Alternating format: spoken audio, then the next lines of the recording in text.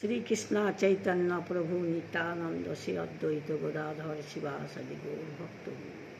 এটি হল ভগবানের পরম নাম এবং ব্রহ্ম নাম।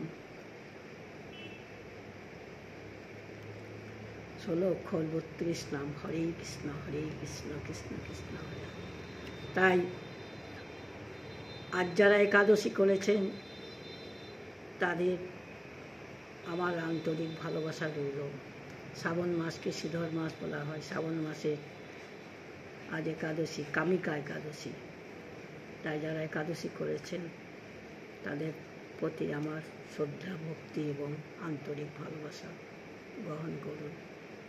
হরে কৃষ্ণ শ্রীকৃষ্ণ চৈতন্য প্রভু নিত্যানন্দ শ্রী অদ্বৈত গদাধর শিবাসাদি গৌর ভক্তবৃন্দ।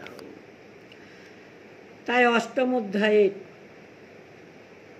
একটু গীতা পড়ে আপনাদেরকে শোনাচ্ছি, শ্রবণ করুন। অক্ষরং ব্রহ্ম পরম স্বভাব অধ্যাত্মোচতি ভূত ভাব ভব কর বিসর্গ কর্ম সংযিত। ভগবান শ্রীকৃষ্ণ অর্জুনকে বললেন, পরম অক্ষর হল ব্রহ্ম, নিজ স্বরূপ অর্থাৎ জীবাত্মাকে বলা হয় অধ্যাত্মা, এবং প্রাণীদের ভাব উৎপন্নকারী যে ত্যাগ তাকেই বলা হয় কর্ম। তাহলে পরম অক্ষর হল ব্রহ্ম। এ কথার অভিপ্রায় কি?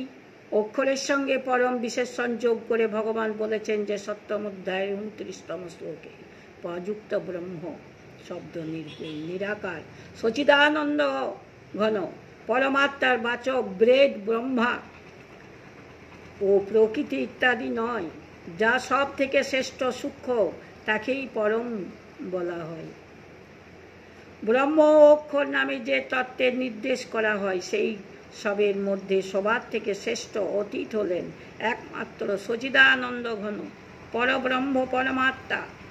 অতএব পরম অক্ষর দ্বারা এখানে সেই পরম ব্রহ্ম পরমাত্মাকে লক্ষ্য করা হয়েছে। এই পরম ব্রহ্ম পরমাত্মা ভগবানের প্রকৃতপক্ষে একই তত্ত্ব। আর স্বভাব হলো অধ্যাত্মা। এর তাৎপর্য কি? স্বভাব এই উৎপত্তি অনুযায়ী নিজেকে ভাবের নাম স্বভাব। জীবরূপা ভগবানের চেতন পরা প্রকৃতিরূপ আত্মতত্ত্ব যখন আত্ম শব্দ বাচ্য দেহ ইন্দ্রিয় মন বুদ্ধিরূপ অপরা প্রকৃতির অধিষ্ঠান হয় তাকেই অধ্যাত্মা বলা হয়। জয় রাধে, জয় কৃষ্ণ, জয় বৃন্দাবন। গীতার প্রতিটি অক্ষর হলো ব্রহ্ম, প্রতিটি অক্ষর হলো মন্ত্র। একটি অক্ষর মনে রাখুন, সর্বধর্ম পরিত্যাগাং মামেকং শরণং ব্রজ অহং সর্ব পাপাভ্যাং মোক্ষায় স্বামী। ঠাকুর তুমি আমার সব।